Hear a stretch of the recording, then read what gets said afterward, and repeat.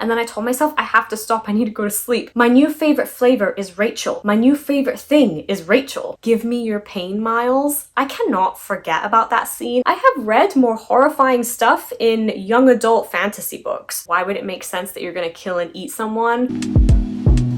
Hi everyone, welcome back to my channel. My name is Marisa Kazam, and today we're going to be talking about all the books I read in October. So the first book I read this month is Reminders of Him by Colleen Hoover, but I am also going to be talking about It Ends With Us and It Starts With Us right now because I read these in October as well, and I thought let's just talk about all three Colleen Hoover books together. So first I'm going to start off with Reminders of Him. Reminders of Him, I would say, isn't really a romance, but it's marketed as a romance, and I think that's one of my biggest issues with this book. It's about this woman named Kenna. She went to prison because she killed her previous boyfriend, and while in prison she gave birth to her daughter, and her boyfriend's family took the daughter, and so 5 years later she's out of prison and she wants to reconnect with her daughter, and that is what the entire book is about. However, there is a guy that she ends up meeting when she comes back to look for her daughter, and there ends up being like a romance situation between them, but he is also involved in her daughter's life, and so it's kind of complicated. The main issue I had with this book is the fact that she says that she's so motivated to get her daughter back, but she ends up wasting a lot of time with this guy instead, and I just can't comprehend that. I'm like, if your focus is to meet your daughter and have access to her life, why are you fooling around with some guy? Even though he is in your daughter's life, that's not going to help you, and it doesn't really look good as the mother